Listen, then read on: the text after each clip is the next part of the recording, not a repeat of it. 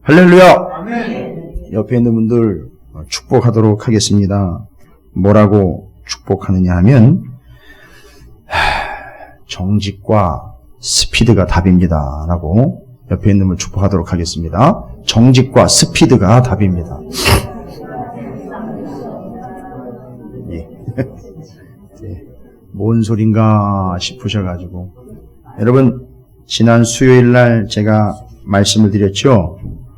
하나님이 바라고 계시는 것 하나가 있다면 하나님께로 돌아오는 것. 그 뭐라 그랬죠? 회개. 예. 그 회개는 뭐냐? 분명히 말씀드렸어요. 하나님께로 돌아오는 것, 회개. 그리고 하나님께로 돌아와 하나님의 인도를 받는 것. 그래서 인도는 출애굽기를 통해서 우리가 나눴죠. 하나님의 인도는 구원의 현재성과 지속성에 대한 이야기를 했죠. 그래서 구원이라는 말을 어떻게 우리는 경험하느냐. 현재 지금 우리를 인도하고 계시는 중. 또한 영원히 우리를 거기까지 인도하실 것. 이 두 가지가 확인이 되면 우리는 뭘 경험하고 있는 거라고요? 구원을 경험하고 있는 거예요. 그러니까 여러분이 오늘 인도함 받아서 이 자리에 왔다면 여러분을 뭘 경험하는 거예요? 예, 구원을 경험하는 거예요. 이건 아주 명확한 사실입니다. 그런데 하나님이 여러분에게 원하시는 건 뭐지요? 그 구원의 길이 아닌 거기서 돌이켜서 하나님께로 나와 하나님의 인도를 받으라는 거죠. 그러니까 그 길에서 돌이키는 건 뭐라 그랬죠? 회개. 그리고 회개하여 돌아와 하나님의 인도를 받으라는 건 뭐죠? 회개한 후에 뭐를 받아라? 구원을 받아라. 이 얘기예요. 그 구원은, 회개는 여러분에게 명확한 약속의 복음이라고까지 이야기를 합니다. 자, 그런데 이게 하나님의 마음은 이런데 이게 남유다 이스라엘이 하나님의 마음을 간파해내지 못했어요. 그러나 하나님의 마음은 여전히 어떤 마음이시냐 하면 여전히 우리 찬양했죠. 어서 돌아오호 어서 돌아만오. 하나님이 여전히 돌아오기를 기다리고 계신다는 거죠. 근데 여러분 마냥 기다리시지만은 않습니다. 예. 하나님은 남산 타워 꼭대기에서 연인을 기다리는 그런 센스쟁이는 아니셔요. 어디죠? 여의도 벚꽃 필 때 거기서 그냥 마냥 벚꽃 질 때까지 기다려주시는 그런 또 센스쟁이는 아니셔요. 사랑은 가득하시지만 때를 놓치면 어느 누구도 보장 못하고 어느 누구도 감당 못하는 겁니다. 근데 지금 오늘 예레미야 4장이 시작되면서 여러분 1절부터 4절까지 먼저 읽으셨지만 여전히 하나님의 마음은 이 하나님의 백성인 이스라엘이 어떻게 하기를 원하고 계신다고요? 돌아오기를 원하고 계시네. 그래서 지금 얘기하시잖아요. 1절에서 여호와께서 이르시되 이스라엘아 내가 돌아오려거든. 뭐래요?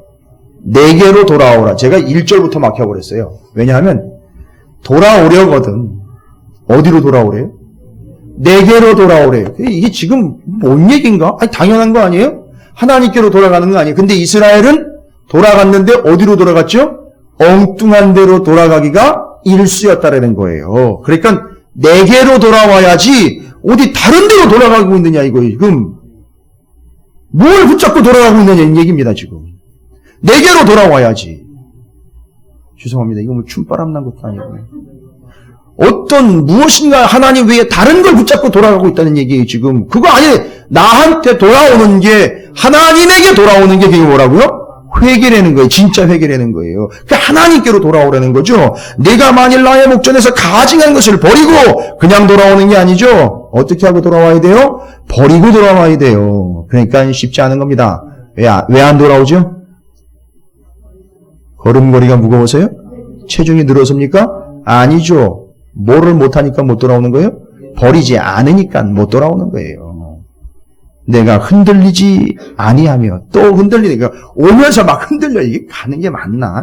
이거 가야 되나 말아야 돼? 돌아가야 되나 말아야 돼? 막 흔들려요. 여기 1절 말씀에 우리의 적나라한 실상이 폭로가 되고 있는 거예요. 그럼에도 불구하고 하나님 어떻게 하라고요? 돌아오라는 겁니다. 자, 근데 하나님이 좀 아쉬워하셔요. 이스라엘 백성은 물론이거냐 오늘날 하나님의 백성들이 온 교회와 성도들을 바라보시면서 하나님의 아쉬워하는 게 있어요. 2절 말씀을 보세요. 진실과 정의와 공의로 여호와의 삶을 두고 맹세하면 나라들이 나로 말미암아 스스로 복을 빌며 나로 말미암아 자랑하리라. 여호와께서 유다와 예루살렘 사람에게 이와 같이 이르노라. 너희 묵은 땅을 갈고 가시덤불에 파종하지 말라. 유다인과 예루살렘 주민아 너희는 스스로 할례를 행하여 너희 마음 가죽을 베고 나 여호와께 속하라는 얘기예요. 돌아오라는 얘기예요. 그리하지 아니하면 너희 악행으로 말미암아 돌아오지 않은 그 지점에서 나의 분노가 불같이 일어나 사르리니 그것을 끌 자가 없으리라. 무서운 얘기죠. 근데 2절을 보니까 하나님 뭘 아쉬워하시느냐 하면 이거예요. 진실과 정의와 공의로 여호와의 삶을 두고 맹세하면 나라들이 나로 말미암아 스스로 복을 빌며 나로 말미암아 자랑하리라. 이렇게 될 텐데 하나님이 아쉬운 게 이거예요. 2절. 뭐가 아쉽습니까? 하나님 원하시는 게 뭐라고요? 아무리 지은 죄가 많아도 하나님이 생명이고 구원이라는 걸 알면 어떻게 하라는 거죠? 하나님에게 돌아오라는 건데 아쉬운 건 두 가지예요. 첫 번째, 여러분 정리 잘 하셔야 돼요. 하나님 지금도 대한민국의 민족의 교회들과 성도들을 보면서 아쉬워하시는 게 이 두 가지예요. 좀 정직하게 회개했으면 이거예요. 첫 번째. 제발 좀 정직하게 좀 똑바로 회개했으면 이거예요. 그냥 건성으로 입으로만 회개하는 그런 회개 말고 좀 제대로 회개를 했으면 정직하게 하는 척 하다가 다시 돌아가 버리고 거기 뭐라고 했습니까? 1절에 내려놓고 돌아와야 되는데 가증한 것을 버리고 돌아와야 되는데 쉬고 돌아온다고 그건 한 손에다가 뒷구녕에다 쏙 감춰놓고는 그걸 가지고 돌아온단 말이에요. 하나님 모르십니까? 다 아시죠. 여전히 바벨론이요 애굽에서 그것 붙잡고 씨름했던 그걸 놓고 돌아와야 되는데 그것 중에 일부를 마치 시날산의 외투, 금덩어리 숨겨놓고 저 손들고 돌아옵니다. 너 뒷주머니에 뭐 있냐? 예, 없는데요? 예. 주님이 확 돌려가지고 뒷주머니를 뒤지니까 거기서 뭐 시날산 외투며 뭐 여러 가지 다 나오는 거예요. 그게 뭡니까? 거짓으로 회개를 하는 거예요. 여전히 내려놓지 않은 채로 돌아오는 거예요. 하나님 그거 안 받으십니다. 그게 아쉬운 거예요. 그건 회개가 아니라는 거예요. 그냥 네 기분 내키는 대로 그냥 왔다가 가는 거지 회개는 아니라는 거예요. 그게 아쉬운 거예요. 하나님이 좀 정직하게 회개해서 똑바로 좀 회개했으면 좋겠는데 첫 번째 아쉬운 거예요. 두 번째 아쉬운 게 뭡니까? 하나님 얘기하시면 조금 더 일찍 회개했더라면 이거예요. 좀 일찍 좀 진작에 좀 하나님이 기회를 주시고 사인을 주실 때 좀 일찍 회개하고 돌아왔으면 얼마나 좋았을까? 이거 하나님의 아쉬움이 두 가지예요. 성도의 회개, 교회의 회개를 보면서 하나님은 이거예요. 좀 정직했다라면 진짜로 제대로 회개했으면 얼마나 좋았을까? 두 번째, 좀 일찍 돌아왔으면 얼마나 좋았을까? 여러분, 하나님의 아쉬움이 그 옛날 정리가 된 건가요? 아니요. 여전히 오늘도 하나님은 우리 교회와 성도들을 보면서 가지고 계시는 변함없는 아쉬움이 바로 이거라는 거예요. 좀 정직하고 제대로 온전하게 회개하고 돌아왔으면 얼마나 좋았을까. 좀 일찍 돌아왔으면 얼마나 좋았을까. 이 말씀 하시는 거예요. 이게 하나님의 아쉬움이에요. 뭘 보면서요? 성도들이 회개했다고 그러는데 그 회개를 보면서 하나님이 갖고 계신 아쉬움입니다. 뭐 회개 안 하는 건 뭔 두말할 나위도 없고요. 그건 논외예요. 그건 얘기할 대상도 안 되는 거예요. 그거는 회개할 생각도 안 하고 난 여전히 잘하고 있는데 난 변함없이 예수의 이름이면 나는 구원받는데 문제 없어 이렇게 쐐기로 콱 못 받고 가는 마치 구원파 온 지류처럼 변함없어 난 영락없이 구원받을 거야 라고 그냥 확신 가운데 찍어놓고 가고 있는 그 사람들은 논외예요. 얘기할 대상도 안 되는 거예요. 그러나 하나님이 아쉬운 건 그겁니다. 좀 진짜로 제대로 정직하게 회개했으면 조금 더 일찍 내게로 돌아와 회개했으면 이게 아쉬움입니다. 여러분 하나님이 우리 찾으시는 교회와 여러분을 볼 때 제발 이런 아쉬움에 혀를 차시는 일이 없기를 주님의 이름으로 축원을 드립니다. 제가 오늘은요, 이 회개에 대해서 좀 정리를 제대로 좀 마무리를 하려고 합니다. 회개에 대해서. 지난 시간에 말씀드렸고, 이번 시간에 이 하나님의 마음을 읽어가면서 회개에 대해서 좀 정리를 해드릴게요. 그래서 오늘 이 시간에 하나님께 제대로 돌아오는 시간이 되시기를 주님의 이름으로 축원을 드립니다. 예. 저는 여러분들에게 잘 보일 필요가 없기 때문에 여러분들을 이렇게 그냥 격려해드리거나 그냥 안심시켜드려서는 안 돼요. 그 세월호 사건이 처음 났을 때 한 공무원이 잘못 보고를 했대요. 다 구조됐다고. 그놈 한 공무원이 잘못 보고한 게 그게 청와대까지 올라간 거예요. 그래가지고 다 구조됐다고 그렇게 알고 있었던 거예요. 처음에. 다 죽어가고 있는데 저는 잘못 보고 드릴 수가 없어요. 왜요? 제가 실태를 알고 있기 때문에. 상황을 알고 있기 때문에. 우리 교회뿐만 아니라 다른 교회 성도들까지도 제가 가보지 않는다고 모르는 게 아니에요. 다 알아요.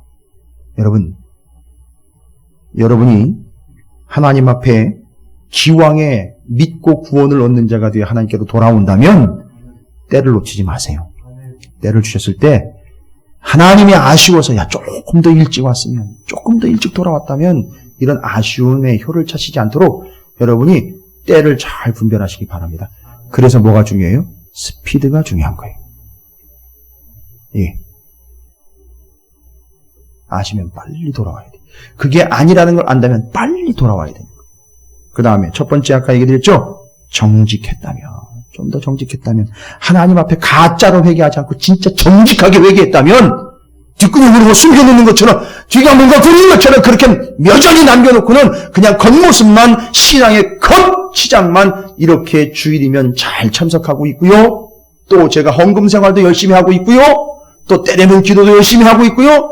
게다가 저는 구제까지도 합니다. 영락없는 바리새인이 그렇게 했던 걸 주장했다면 자랑했던 것처럼 그런 거 말고요.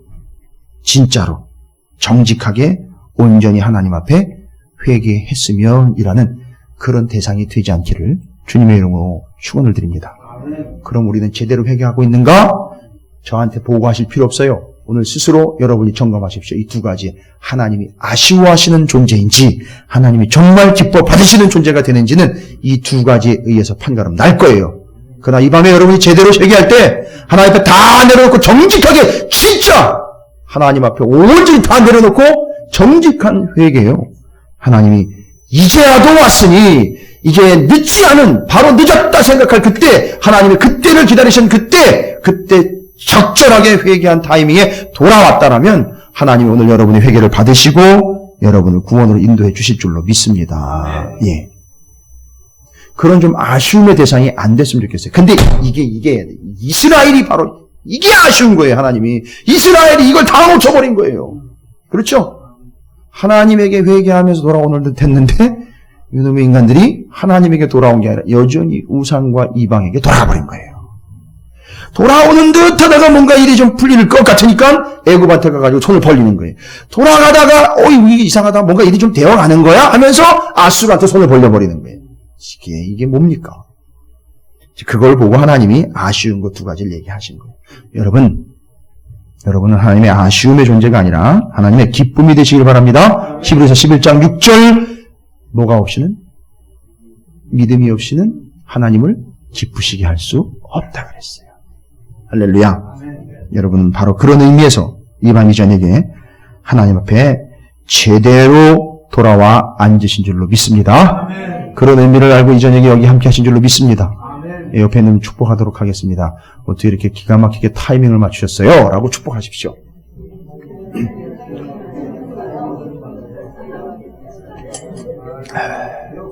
자, 그러면 아쉬움 없이 출발합니다. 아쉬움 없이 말씀 나누겠습니다. 여러분, 왜 회개가 필요한 걸까요? 오늘 본문이요, 좀 깊이 있는 본문이라 좀 깊이 있게 묵상이 좀 요하는 그런 말씀들이에요. 오늘 본문 말씀에 3절과 4절에 회개의 필요성이 담겨있는 본문이 기록이 되어 있어요.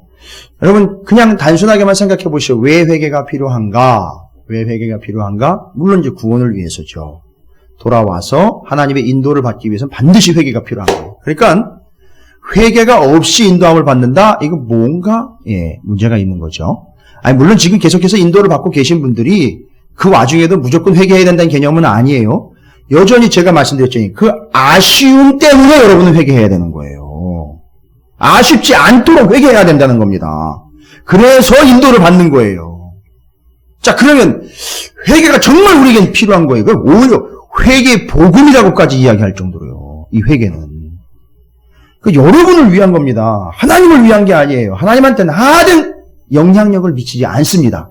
이 세상에 어떤 존재도 어떤 물질도 하나님에게 영향력을 줄 수 있는 건 아무것도 없어요.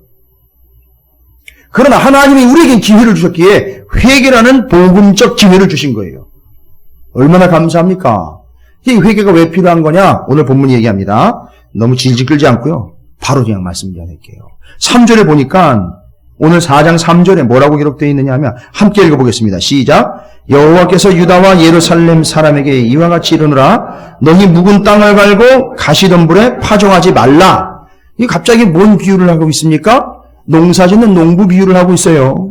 근데 농부들이 농사 지을 땐 당연한 거기도 하지요. 당연한 거면서도 다시 한번 권면을 하고 있습니다. 어떻게 농사 짓지 말아라? 묵은 땅 가는데 어디에 파종하지 말라고요? 가시덤불에 파종하지 말라는 거예요. 이거 뭔 얘기입니까? 농사에 관한 얘기인데 마치 농부가 기경하지 않은 땅에 또 가시가 나 있는 땅에는 뭐 하지 않듯이 파종하지 않듯이 회개하지 않는 사람에게는 하나님의 복음의 씨며 하나님의 하늘의 복을 심지 않는다는 거예요. 그래서 회개가 필요한 거예요. 이해가 되십니까?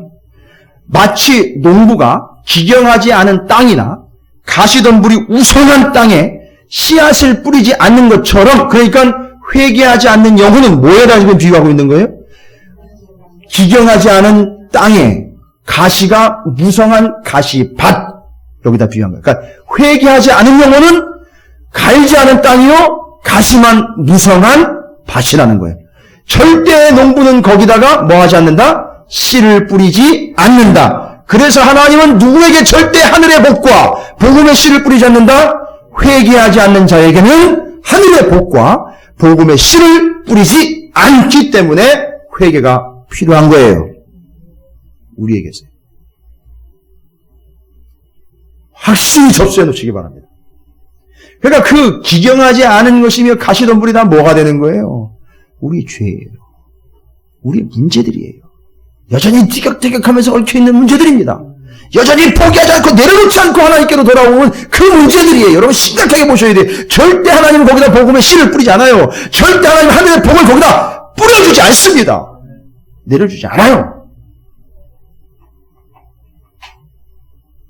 그래서 회개가 필요한 이유는 농사짓는 농부처럼 절대 거기에 하나님의 복과 복음의 씨를 뿌리지 않기에 여러분이 회개하여, 자 그럼 회개하면 어떻게 되는 거죠? 우리가 회개를 하면 어떻게 되는 거죠? 밭으로 치면 첫 번째 기경한 밭이 되는 거예요. 두 번째는 가시덤불을 죄다 거두어낸 옥토가 되는 거예요. 할렐루야. 그러니까 여러분을 회개하게 하려고 어디를 끌고 가십니까? 가보셨잖아요. 여러분을 회개시키려고 하나님이 끌고 간 데가 있잖아요. 예, 이상한 카페 같은 데 가시지 않으셔요. 여러분을 회개시키려고 어디로 가시냐면, 저 밑에 골짜기를 하든지, 저 암벽이 그냥 엄청나게 그냥 둘러져 있는 그런 핍절한 땅이든지, 조금 전에도 얘기하셨죠. 광야든지, 그런 데를 끌고 가시는 거예요. 뭐 하게 하시려고? 회개하게 하여 그 밭을 기경하고 그 죄악의 가시덤불들을 거두어내서 하나님의 복과 복음의 씨를 그에게 뿌리려고. 그래서 회개가 필요한 거예요. 할렐루야. 잊지 마세요.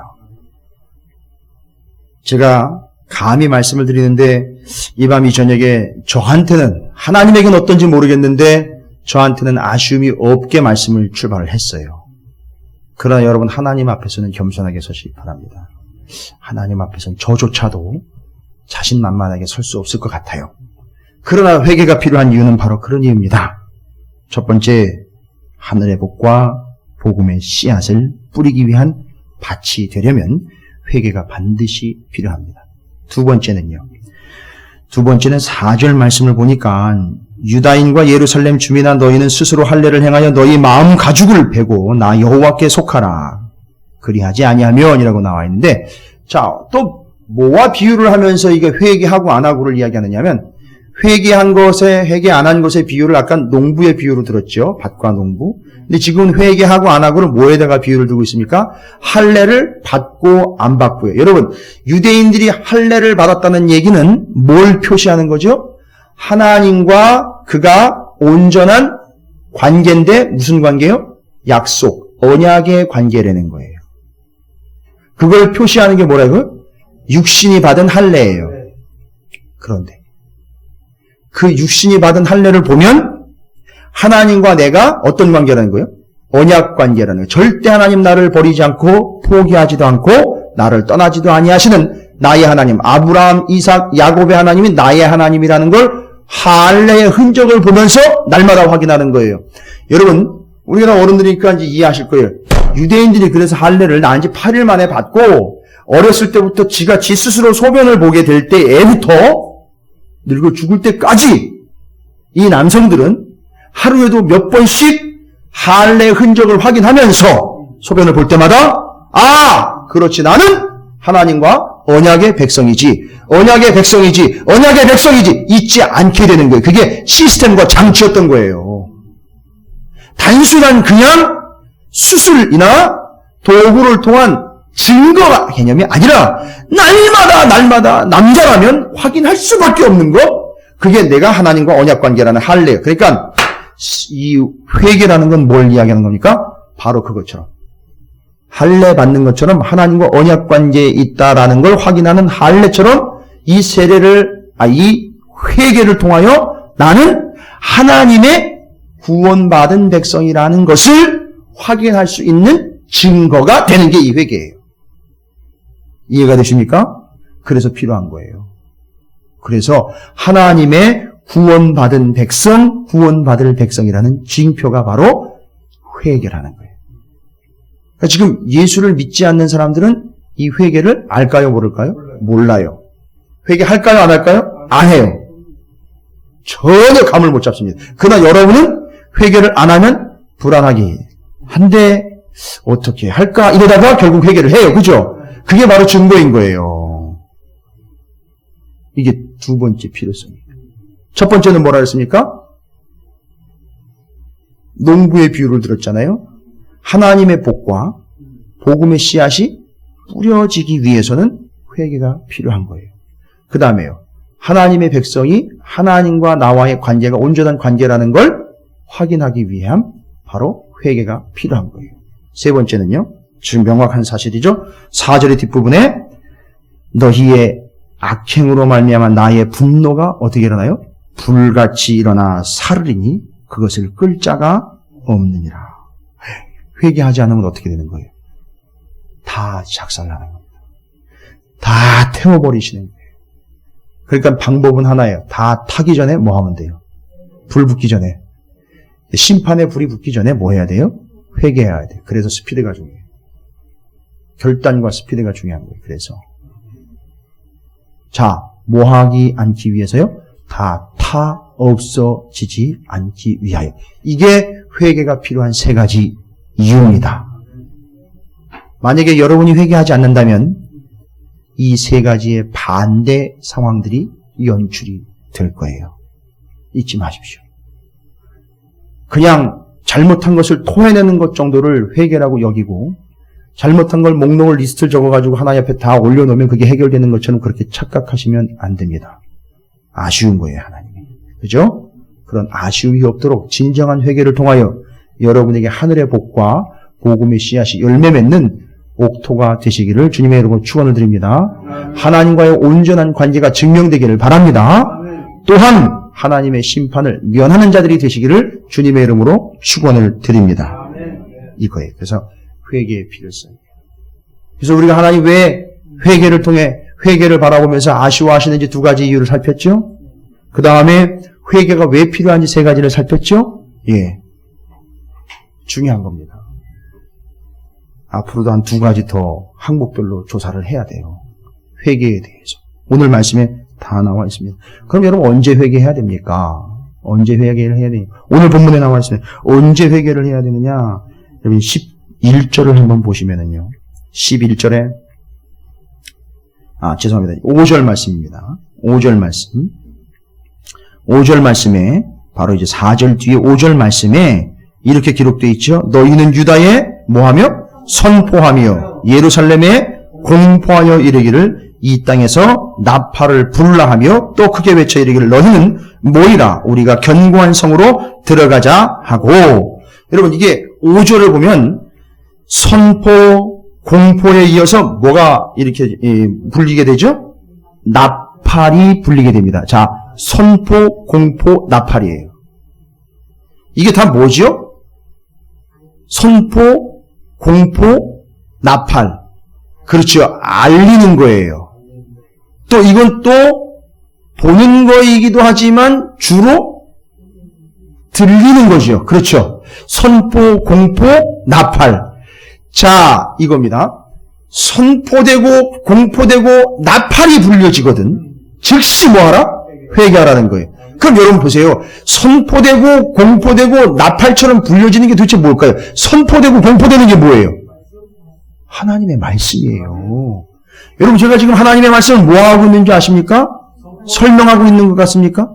세미나하고 있는 거예요 지금? 선포하고 공포하는 거예요. 여러분 그거 아닙니다! 라고 이야기하면 그게 선포고 공포인 거예요. 그럼 그게 들리면 뭐 하라는 거예요? 회개하라는 거예요. 아이 목사님 잠깐만요.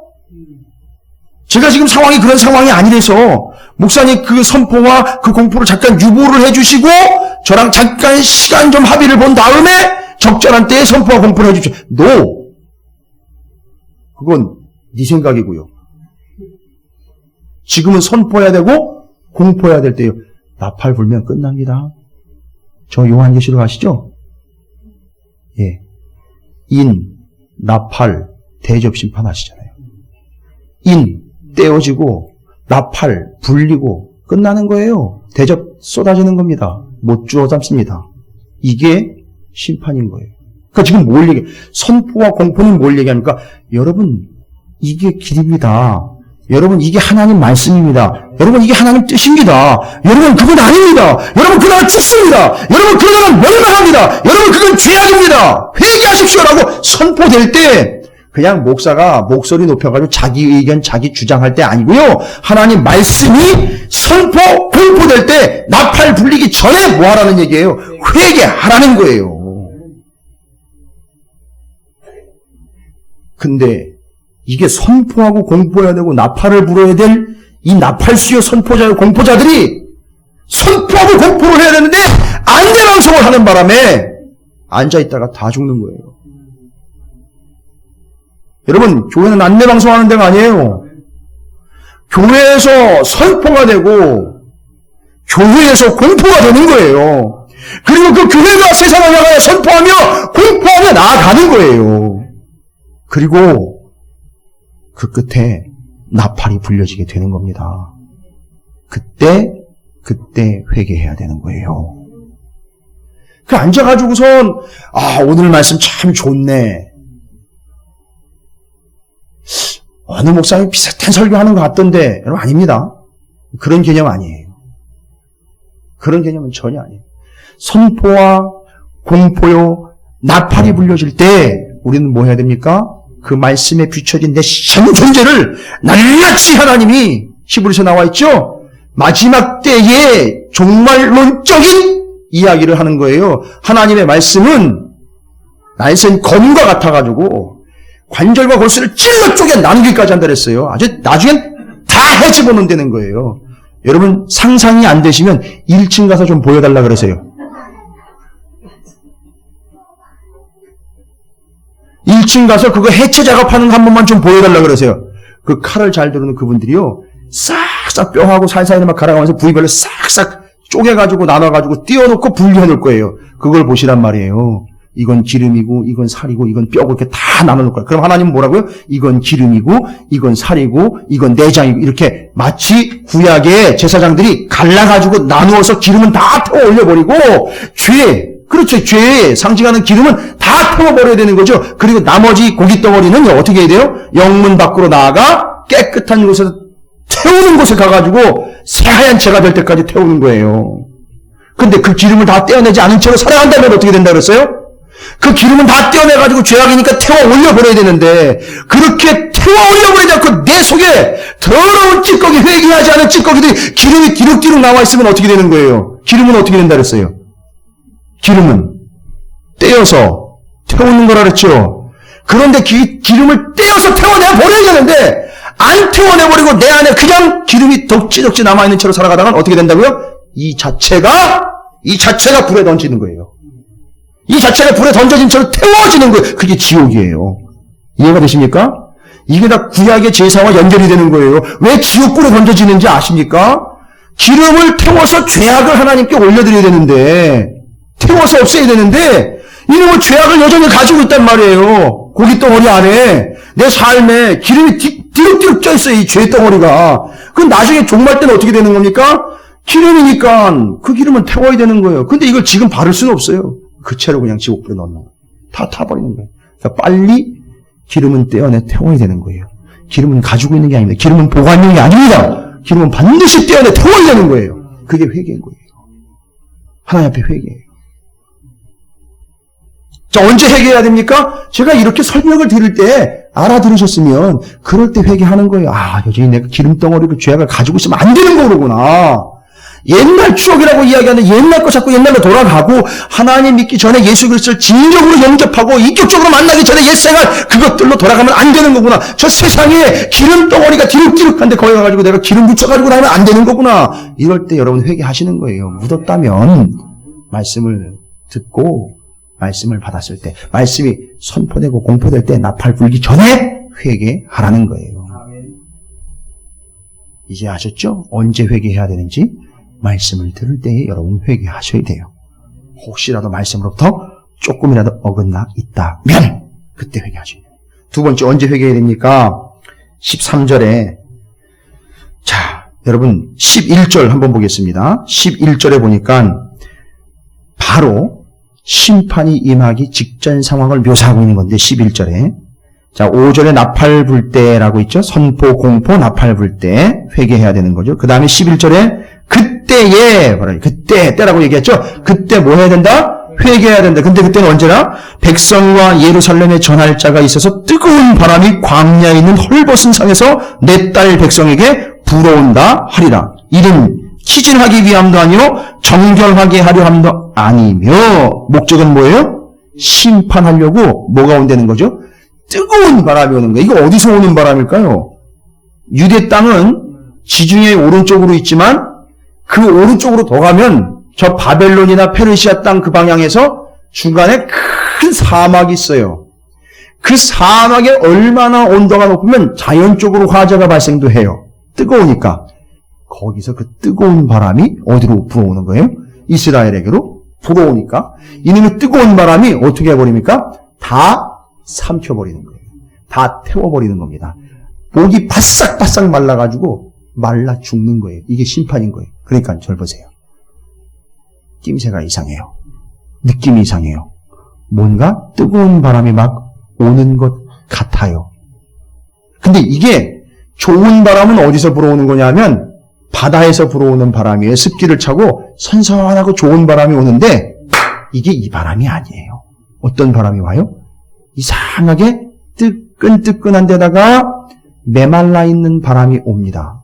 뭔가 목이 답답해지면서 눈도 따끔따끔해지면서 숨을 못 쉴 정도로 답답한 바람이 불어오기 시작해요. 이건 뭘 이야기하는가 하면 이게 죄악의 영향력이에요. 이 죄악의 끼임새라고 이야기하는 거예요. 이 죄의 끼임새는요, 바싹바싹 마르며 뜨거우며 호흡하기 불가능하며 거기 오래 있으면 말라 죽을 기운으로 불어오는 바람인데 이게 멸망의 바람인 거예요. 자, 이때 바로 뭐가 필요하다고요? 회개가 필요합니다. 아니 내가 잘못한 것도 아니고 바람이 불어오는데 그게 왜 바람이 그렇게 불어오느냐 말이에요. 이 시대가 그런 시대이기 때문에 어떻게 하려고 하나님이 그 시대를 정리하려고 바람이 거기서 불어오는 거라는 거예요. 그러니까 여러분 누가 했네 나는 안 했네 쟤들이 더 나쁜 애들인데 쟤네가 더 죄악이 질이 나쁜데 아니 이런 거 얘기할 필요 없다고요. 지금 분위기가 이상하단 말이에요. 죄악으로 휩쓸려가고 있는 분위기에 뜨거운 바람이 막 불려오는 거 마치 지옥에서 불어오는 바람처럼 이게 김새가 너무 이상하고 기분 나쁜 그런 바람들 흐름들이 올라오고 있어요. 교회 안으로 막 들어온단 말이에요. 성도들에게 막 바람이 불어와요. 이때 우리는 뭐 해야 됩니까? 회개해야 된단 말이에요. 지금 벌써 가고 있다는 얘기예요. 그렇게 여러분 그거 느껴지세요? 그런 바람이 느껴지시냔 말이에요. 썩은 내가 나세요?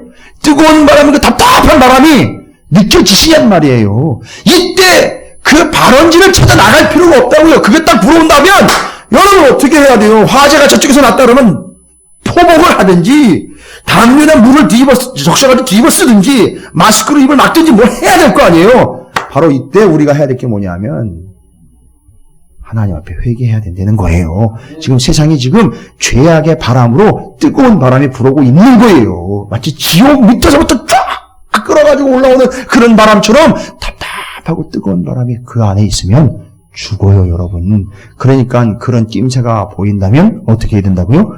회개해야 된단 말이죠. 민족의 교회가 썩었네. 뭐 성도들이 어떻게 그따위로 신앙생활을 해. 그건 아니지 않아. 이렇게 판단하고 평가하고 그 이유를 따지지 마시고 여러분이 먼저 회개의 무릎을 꿇으시라고요. 그게 회개해야 될 때인 거예요. 낌새가 이상하다 싶으면 바로 회개의 무릎을 꿇으세요. 말씀이 선포될 때 회개의 무릎을 꿇으십시오. 세 번째, 언제 우리가 회개해야 되느냐면 19절부터 원래는 22절까지의 말씀이에요. 거기 19절부터 22절은요. 다른 거 아닙니다. 내용을 다 읽을 필요는 없고요. 19절 딱 보시면 아시겠죠? 선지자 예레미야가 뭐 하고 있는 겁니까? 슬프다. 아프다. 내 마음이 아프고 내 마음이 답답해가지고 이거 어떻게 내가 가만히 있을 수가 없다? 이게 누가 얘기하는 거예요? 예레미야 선지자가 얘기하는 거예요. 그러니까 뭐예요? 언제 여러분 회개해야 돼요? 선지자가 회개해야 된다. 아니, 물론 선지자도 회개해야 되지만 이 시대를 바라보고 있는 이 선지자가 벌써 상황을 파악을 한 거예요. 답답하구나. 암담하구나. 너무너무 슬프고 아프구나 할 때에 여러분이 그걸 보면은요. 그런 느낌이 느껴지게 되면 여러분 바로 회개로 들어가셔요. 여러분 어떻게 분위기가 어떤 것 같아요? 지금 제가 말씀을 전하는데 즐겁게 아주 명쾌하게 쾌활하게 아주 환한 마음과 기분으로 이 말씀을 전하고 있는 것 같아요? 아니면 좀 심각한 것 같습니까? 심각한 것 같죠? 그러면 뭐 해야 된다는 얘기예요, 여러분은? 회개해야 되는, 아니, 목사님 내가 잘못한 게 없는데, 그러니까 눈치를 채시라고요. 바람이 불고 있단 말이에요, 지금. 그러니까 다른 거 얘기할 거 없고, 누가 그랬느냐, 어디서부터 오냐, 이런 거 따지지 말고 무조건 뭐 하라는 거죠? 회개하라는 거예요. 그게 답인 거예요. 그리고 선지자가 세상을 바라보면서 이건 아니지 않습니까? 안타깝습니다. 여러분, 이 상황, 이런 상황입니다라고 답답하고 잠잠할 수 없어서 여기도 또 나와요. 심령의 나팔소리와 전쟁의 경보를 들으미로다. 선지자가 그걸 들었기 때문에 안타까운 마음에 표정이 벌써 달라져요.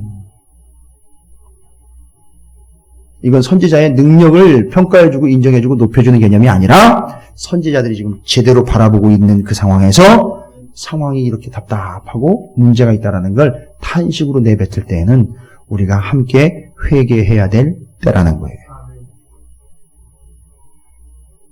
여러분 강단에서 제가 문제를 지적하는 걸로 끝나는 게 그건 문제를 지적하는 게 아니라 제가 이렇게 표현하는 거예요. 답답합니다. 너무 마음이 아픕니다. 속마음이 아프고 내 마음이 답답합니다. 제가 뭐 영국의 감리교회 얘기도 드렸지만 감리교회를 영국을 어떻게 뜯어 고치자는 얘기가 아니라 그런 얘기가 들리면 어떻게 하시려는 거예요? 우리가 본인이 회개하면 돼요. 어느 교회를 이야기할 때에 그 교회의 문제를 이야기하면서 그 교회랑 우리 교회를 비교하는 게 아니라 그래서 그런 걸 보는 선지자의 마음이 아프고 답답하고 찢어진다 하면 그것을 여러분이 전달을 받았다면 여러분은 뭐 해야 되는 겁니까?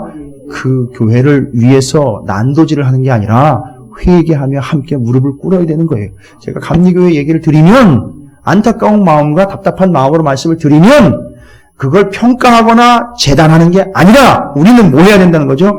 회개해야 된다는 거예요. 이게 우리가 회개해야 될 세 때입니다. 언제요?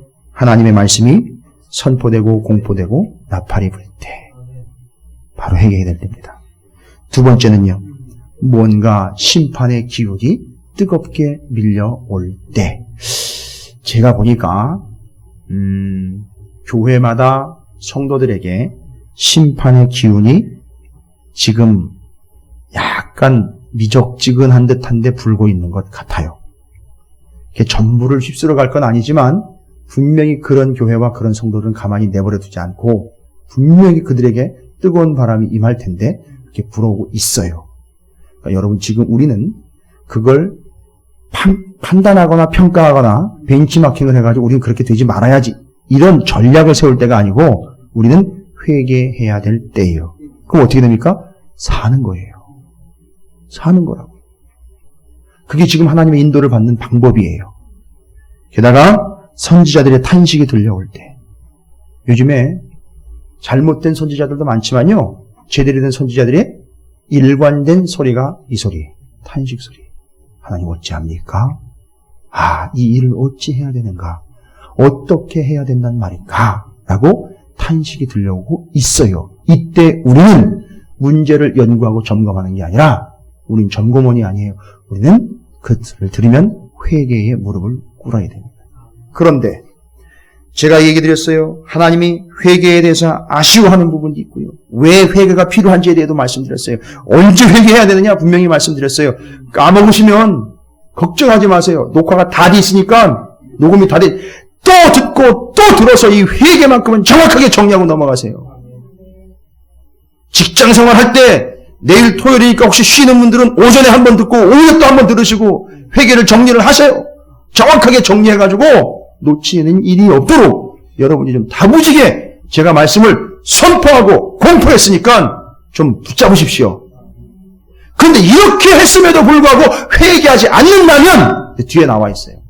이럼에도 불구하고 이렇게 명확하게 하나님이 아쉬운 부분도 이야기하고 왜 회개를 해야 되는지 회개의 필요성도 말씀하셨고 언제 회개해야 되는지 다 말씀하셨어요. 그런데도 불구하고 회개하지 않는다면 결론은 뻔한 거예요. 23절부터 27절까지 23절부터 저 끝에 31절까지가 그럼에도 불구하고 회개하지 않으면 어떤 결과가 나온지를 쭉 이야기하고 계시는 거예요. 어떤 결과가 나올까요? 23절부터 27절 창조 이전의 상황으로 돌이키겠다는 얘기예요.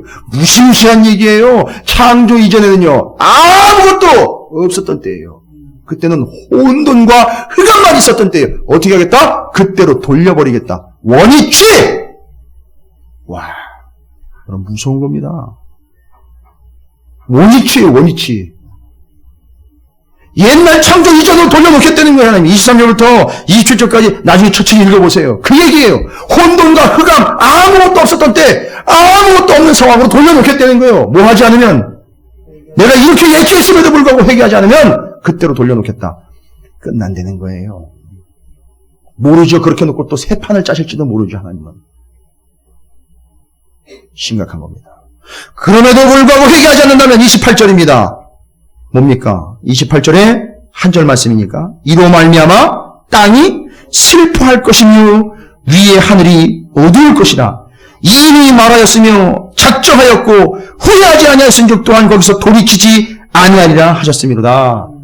끝내겠다는 거예요. 여기 뭐 하겠다는 겁니까? 온 땅이 슬피 울며 심판이 결국 임하게 된다는 거예요. 회개하지 않으면. 29절부터 30절에는 뭔 얘기입니까? 읽어보면 얘기는 그거예요. 살기 위해서 니들이 아무리 발버둥 쳐봐라. 소용없게 될 것이다. 이렇게 해야지는 거예요. 회개하지 않으면.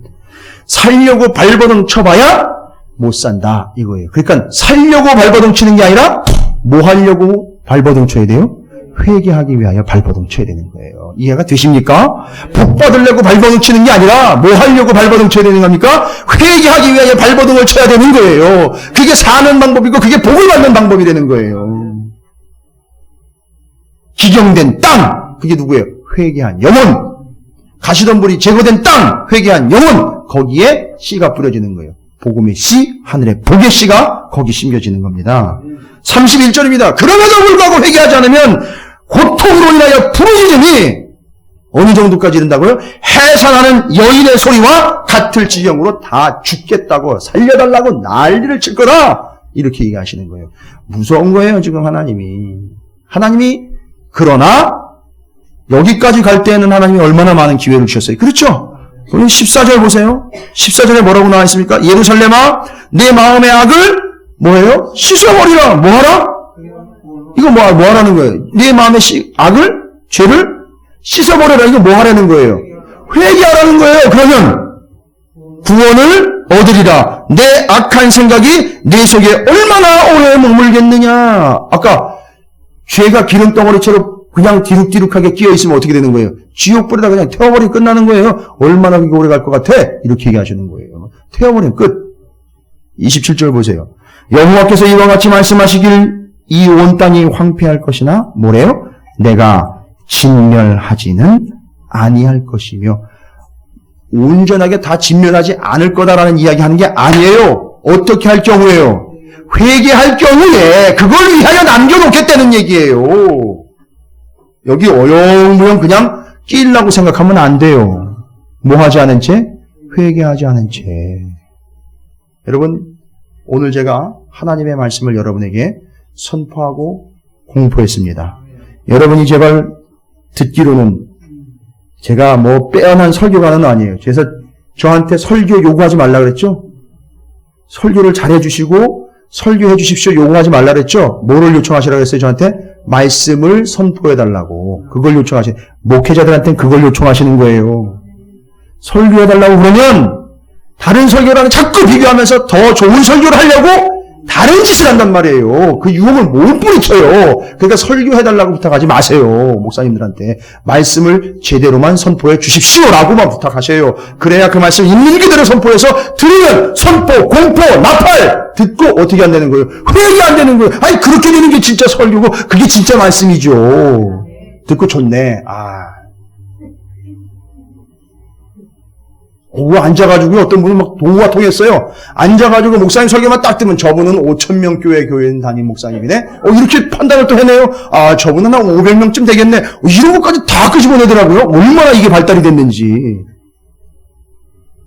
정작 보이는 어디에도 속하지 못한 채로 이렇게 떠돌고 다니면서.